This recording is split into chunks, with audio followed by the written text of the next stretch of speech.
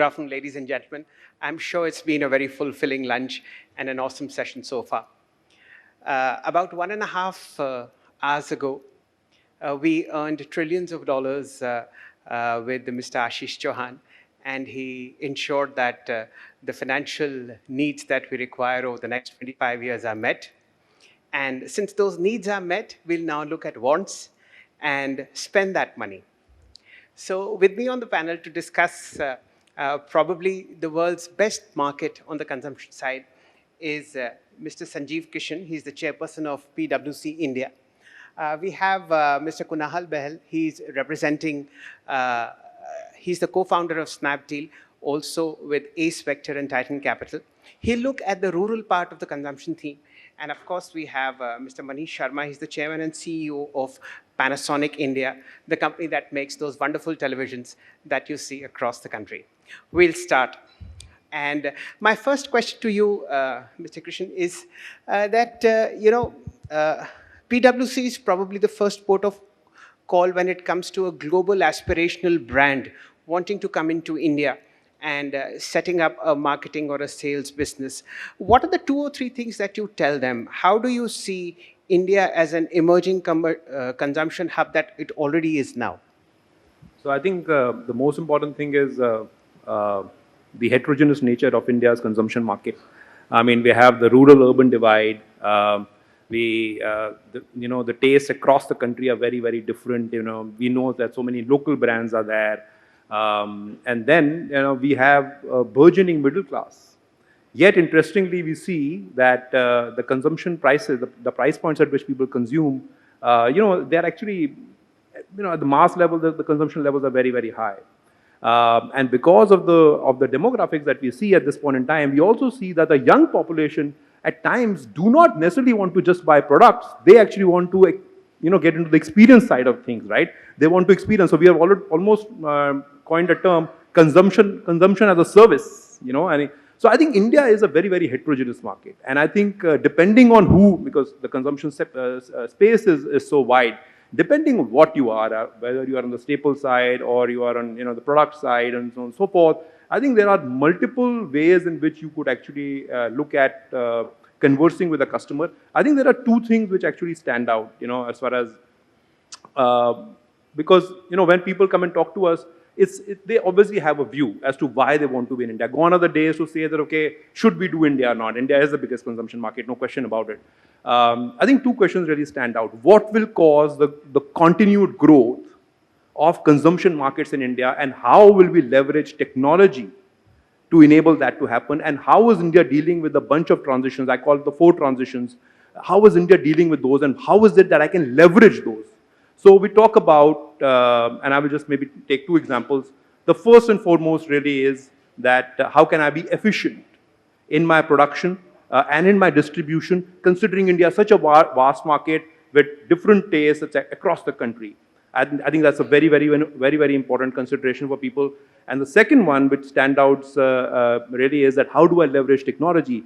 Today we're talking about AI and so on and so forth. The question really is that we say that, okay, is it only on the consumption side, or is it also going to be on the supply side? How do I make it my distribution and my consumption more efficient so that I can make the most out of the India market? Right.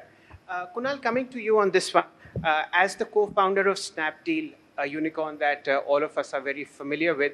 Snapdeal actually deals with tier 2, tier 3, tier 4 cities and has a pulse on how rural India shops online.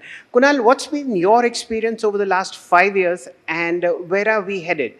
Essentially, rural towns have actually more disposable income than probably cities like Delhi and Bombay because expenses are on the lower side. Does that get reflected on online shopping? Yeah, thanks for having me here. Before I get to the question, specific question, I think it's very important when we are discussing consumption in India and what the trends will be. It's good to understand, like they say in MBA classes, get to know the customer better first. Right? So if you were to just talk about who is this customer that everyone wants to go after.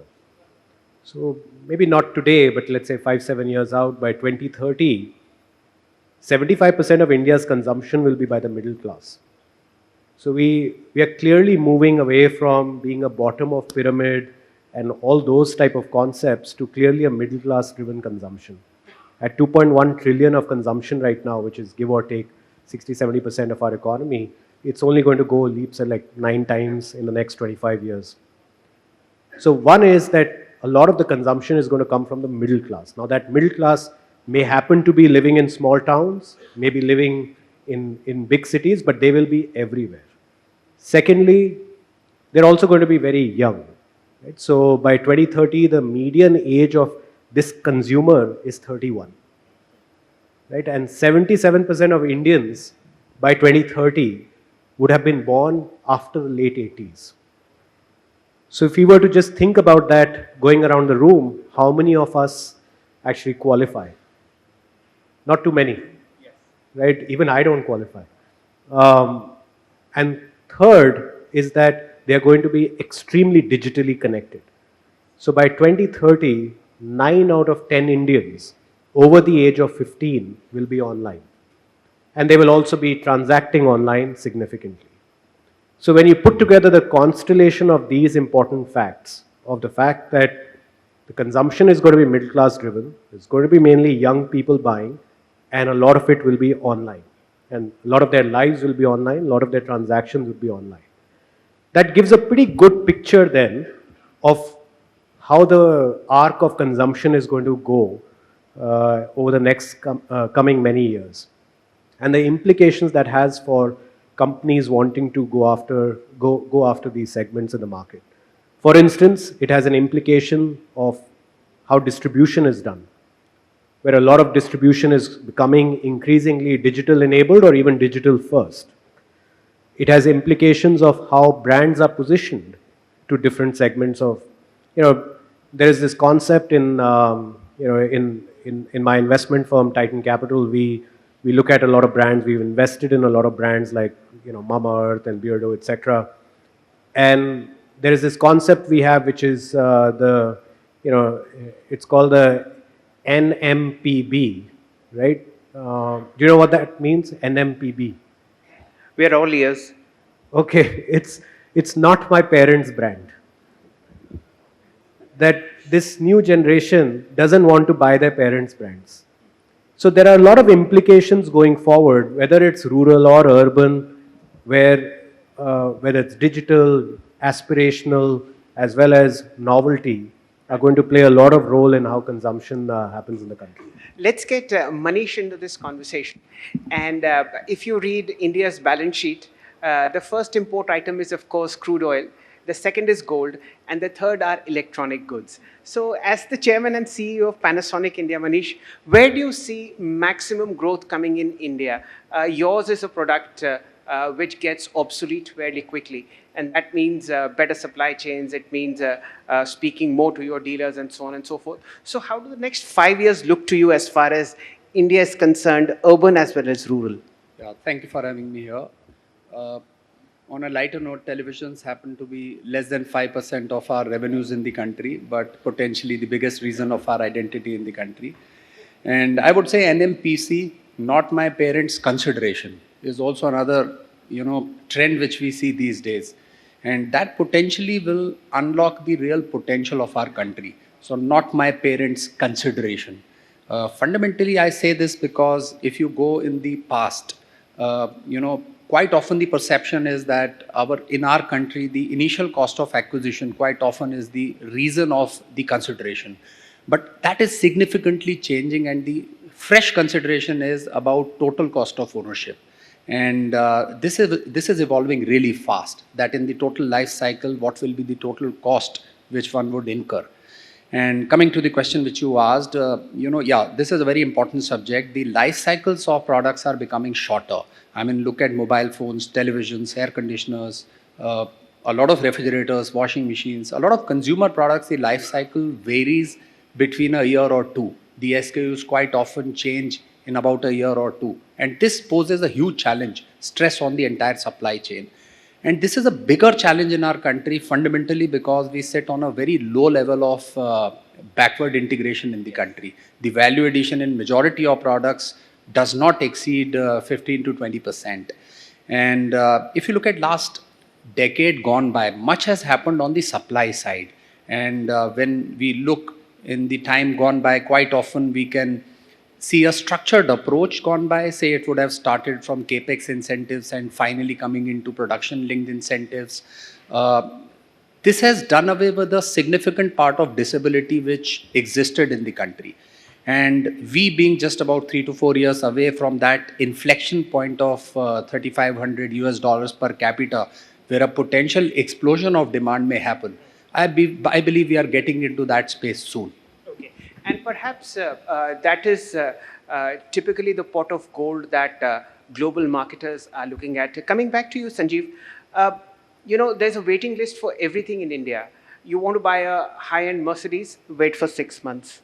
God forbid if you like watches, there is a waiting period of about 12 months. And in cities like Delhi, people have watch portfolios of 20 crores and more in terms of value, and that's for the husband, the wife's is separate.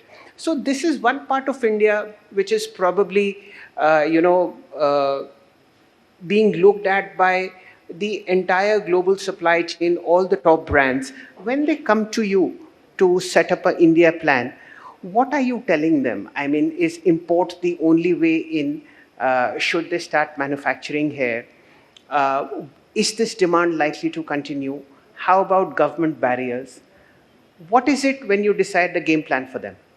So I think first up, let me just give you an anecdote. I mean, 3 days back, I was with a retailer, and he was telling me that in a city like Kolkata, the amount of throughput that he has on some of his luxury brands is much higher in Calcutta than it was pre-COVID. While some of the more consumer or massy brands, etc., the throughput actually gone down. And then he says that when you speak to some others, people are actually extending the life of the products that they used to use. I mean, you use a toothpaste for 4 weeks, you're using it for 6 weeks or 5 weeks.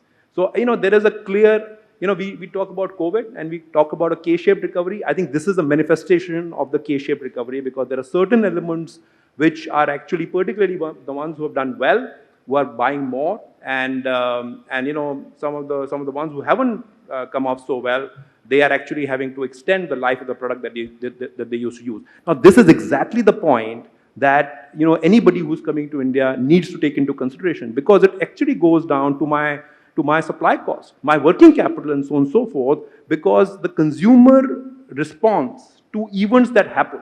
And today we are talking about a disruption which is going to hit us every 2 years. I mean, demonetization happened. We said GST came along. Some of these could have been enablers for more formalized businesses. Then, of course, COVID came along, right?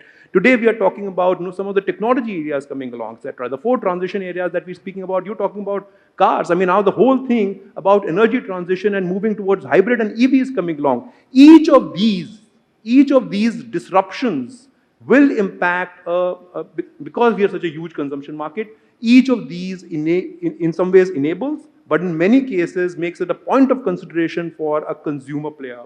And it certainly impacts, and working capital is such a significant element for any consumer business. So I think these are all very significant factors. I think, again, I would like to just talk about 2 more things. When they talk about it on a long-term basis, since that was also the underlying theme, I think one of the areas that they continue to remain very, very concerned about is that what is the participation, and I heard in the earlier panel also people talk about it, while that was more for manufacturing, that why aren't there more women in working in India? Because they can have a very significant impact to the GDP of the country, and we know that private consumption is almost 60% of the GDP at this point in time. So why aren't there more women in the workforce in India, right? With the kind of growth that GCCs are happening, captive centers are happening in India, 50% of the world's captives are based in India. Why aren't there more women in the workforce in India at this point in time? I think, and what can they do to enable some of this? So they also want to, be demand creators at some level. And let me finish, just one other point is that, on an education side, where are we on the broader education side? Because from that standpoint, this could again be very significant enabler. Just again, going back to the GCC example, better education, more people can be enabled for GCCs, and there can be greater consumption. There's There's an interesting anecdote that I'd like to share. You talked about more women participation. We look at listed companies all the time, and there's a listed footwear maker whose product profile was changing from slippers to sandals. And you could see that happening, quarter over quarter, quarter over quarter. So, and the stock was doing phenomenally well. I just talk about how women participation is changing companies' balance sheets as well as production line over the medium term as well. Kunal, coming to you, you wear two hats. Of course, you are a co-founder to Snapdeal and a very well-known venture capitalist. You look at how online shopping has changed our lives dramatically on Facebook as well as Instagram. A lot of youngsters might be coming to you with a laptop presenting that this is the next brand that's going to take over the country, whether it's Mochi. So many Indian brands are coming up, and especially in the case of Indian liquor, they're phenomenal. What's your experience on that side of the table when you wear your venture capitalist hat and look at the consumption theme growing in the country? Yeah, it's a fantastic question. I continue to be incredibly surprised at the level of risk that these young founders are willing to take to go and penetrate seemingly very well established industries with established players and leaders. One of the enduring themes I've seen in brands that eventually become very big, these new age brands or what they call digital native brands, there is a common theme I've noticed with each one of them, is that when they start, they tend to start with an attempt to dominate laughably small TAMs, laughably small markets, where it may, like for instance, let's take Mama Earth. I remember I met Varun and Ghazal when they were just starting 6 years ago. I think they were doing 5 or 7 lakhs of monthly sales. I think they do now, I don't know, it's in their DRHP, probably 150 crores a month now.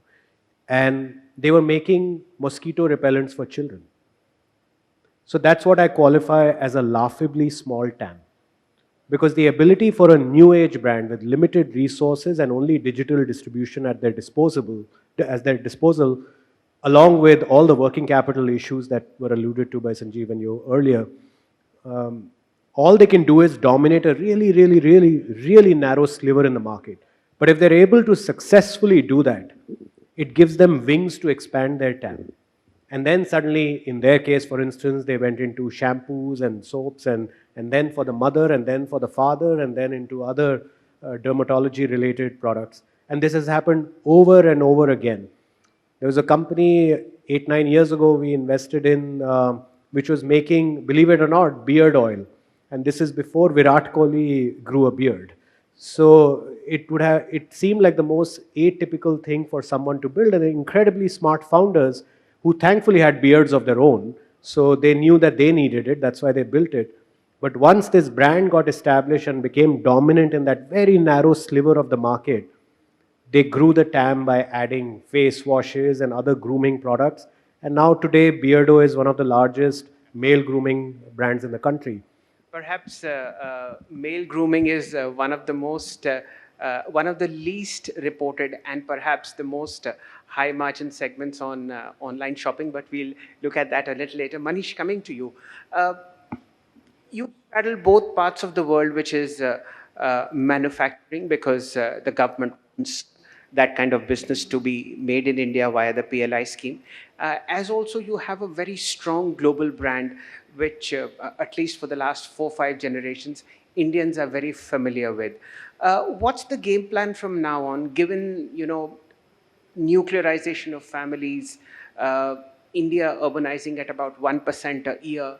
How is demand overall for top-end consumer items such as yours?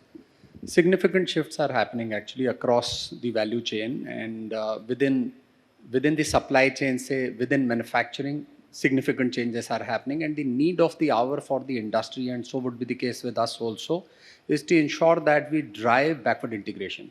And this potentially cannot be left only to the policies or the interventions which one would have witnessed happening over last several decades, and in particular since the PLIs came into existence. And you would notice that PLIs essentially are on backward integration, which is on components itself.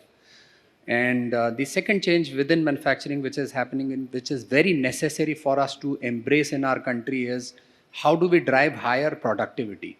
And therefore, moving to real Industry 4.0 solutions, which are very specific to our country, should be taken care of. Then the second aspect of the supply chain is the logistics itself, and so much of loss happens. With improving infrastructure, I believe that will improve quite rapidly, and we are already witnessing lower costs of logistics starting to happen. But within the space of cold chain, I think much has to happen. We still continue to, as a country, make significant losses. The third aspect is where, say, the retail or the consumption happens. There, again, significant shifts are happening. And as I started off by mentioning that people are now starting to consider total cost of ownership as one of the criteria for their purchasing decisions. The another thing which is creating significant disruption is rapid digitalization, of course, across all the three spectrums of supply chain, but in specific within the spaces where people live or people work.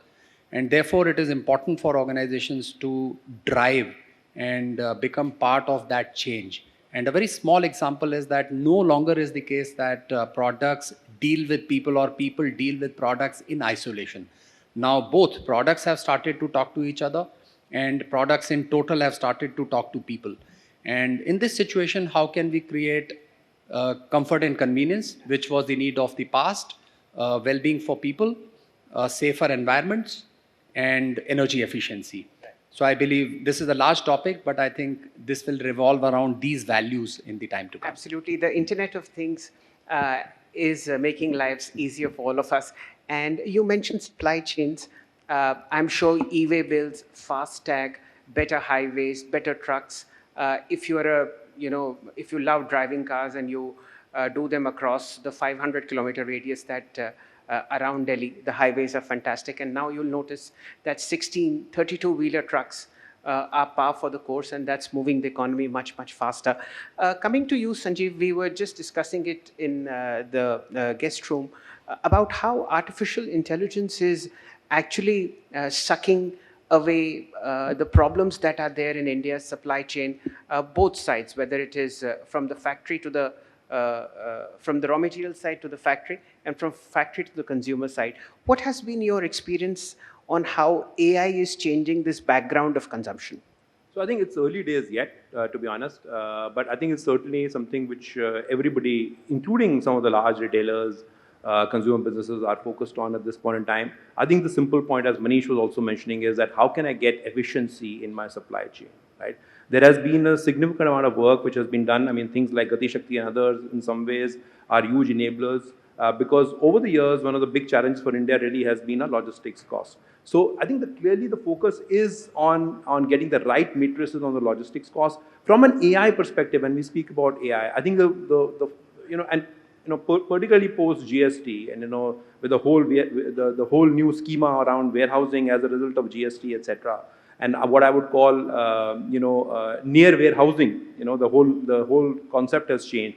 I think the intent really is that how can you plug and play where you should be spending capital costs, where should you be spending any capital cost to make sure that there are efficiencies on your supply chain. I think that's the biggest thing, because the customer proximity, and where is your customer, where is your place of produce, where is your place of storage, and how can you optimize it. I think those are the three things which need to be enabled by AI, and that is where the biggest focus currently is of retailers. I would also say that this is important because many times it is always felt that AI can actually only be focused on the front end. It is not like that. That okay, how does a customer think about a particular product? Can you do something in metaverse and so on and so forth? But technology can be a huge enabler. I think 5G itself can be a huge enabler when it comes to things like logistics costs and so on and so forth. And with the advent of AI, I think it's an additional element which has been added now. Right. If you have a great highway network and all of it is working well on the back-end electronic part, the thumb rule suggests that you could add probably 1% GDP point to your overall growth in the economy. Coming to you, Kunal, over the last 12 months or so, we've seen a funding winter hit the world of unicorns as well as startups. Do you think at this stage, I mean, you've been doing this for about 10, 12 years as far as Snapdeal is concerned. Is it possible to set up a profitable online model in India? The simple answer is yes, but I think we've done it, others have done it. I think we always, as founders, we are always in a rush. That's the big problem. And then we further induct people in our journeys, all our investors, who are in a bigger rush than us. So it's all our own doing, to be honest. We can't really blame anyone else. But that's how innovation happens. That's how disruption happens. It is sometimes destructive in the near term, but accretive in the long term. That said, India's startup ecosystem is more vibrant than it ever has been. This funding winter, as you're referring it to, or funding slowdown, as I refer it to, is probably the biggest blessing for the ecosystem, because what has happened is a lot of capital has come in a short period of time over the last 4-5 years post Geo. Given the, we always are short term more exuberant, and that exuberance has been demonstrated by the amount of capital that's come in and been spent. But a lot of value has gotten created along the way. So while there may be some fat around the value, but that fat is melting away because companies are having to get fit fast. Right. So we'll see a slimmer, fitter, and a far better startup universe in the country, say, over the next 2 years or so. The final set of questions, and coming to you, Sanjeev. Over the last 10 years or so, and especially in the previous 5, there have been many disruptions. You mentioned demonetization, you mentioned the implementation of the GST, and of course now the withdrawal of the 2,000 rupee note. In your crystal ball, what possibly can go wrong that may derail this consumption theme? Okay, so I'll answer that question, but before that, with Zepto's $1.4 billion valuation, I think we should be now calling it the spring is there. The spring is there. Maybe not. So we'll see as to how it pans out. But I think I agree. There was no winter. There was a slowdown. But anyway, so I think in terms of what could derail, I think it is one, our inability to adopt to technology at the pace at which it will transcend. Because, honestly, in my view, we have dealt with blockchain, we dealt with metaverse, so on and so forth. I don't think that there is anything which will be as disruptive to businesses as AI can be, right? I mean, some of these people have a view, jury's out, whether blockchain worked or did not work, whether metaverse worked, did not work. People are talking about, the death of metaverse already. But I think AI will be a huge disruptor, and unless we can really embrace it, I think businesses will have a challenge on both sides. I mean, and of course the broader ecosystem. I think that would be one. I think the second one, to my mind, would be that what is see, in a way, the large part of the consumption boom has been enabled by a significant amount of public investment that has happened, and that in some ways has been because even today, if you look at our debt to GDP, is not too bad, right? So public investment has actually fired a lot of that private consumption. We say private consumption is 60%. We need to continue to be able to create jobs, and I think that's very, very critical. And while we are doing a lot on the manufacturing PLI side, I talked about captives and so on and so forth. I mean, let's be honest, the median income has not really grown as much, right? We are saying that, okay, once it is above $2,000, there can be a quadruple jump. I mean, it's been range bound, let's be honest about it, right? So I think there is some structural reforms which are needed. That's a separate discussion altogether. But I think that's something that I would worry about. India works in mysterious ways, and it's always been a mystery as to how much and where does all this money come from, but perhaps that's for a different event. Manish and Kunal, both of you are pure consumer plays. Manish, you first. What keeps you awake? Sorry, come again? What keeps you awake at night? I mean, so much of possibilities, opportunities, and one's ability to convert temporary adversities into opportunities. I think that keeps me awake, and there is so much of promise and potential in our country. This is the place to be. Wonderful. Kunal, you keep awake at night mainly because all the people shop online only at night. So what keeps you worried during the day? Well, thankfully you didn't ask me the what keeps you awake at night because I sleep pretty peacefully, so nothing would be. But I do feel incredibly energized during the day because I've having seen the evolution of our when I started there was nothing known as a startup. You either were doing a job or you're doing a business. So this startup word has come into national parlance only in the last 5 6 years. So coming from the time when there were 5 million internet users in India when I started to now a billion internet users, and having seen the entire arc of India's digital ecosystem getting developed over the last 15 odd years, I'm nothing but like incredibly enthusiastic about what the future holds. I think the journey is just starting. We've been so excited about what has already happened, but we will be so immensely surprised and positively so about what's going to happen in the next 10 years. Wonderful. On that very excellent and wonderful note, we'll draw a close to this session. Thank you so much, gentlemen, for those wonderful insights.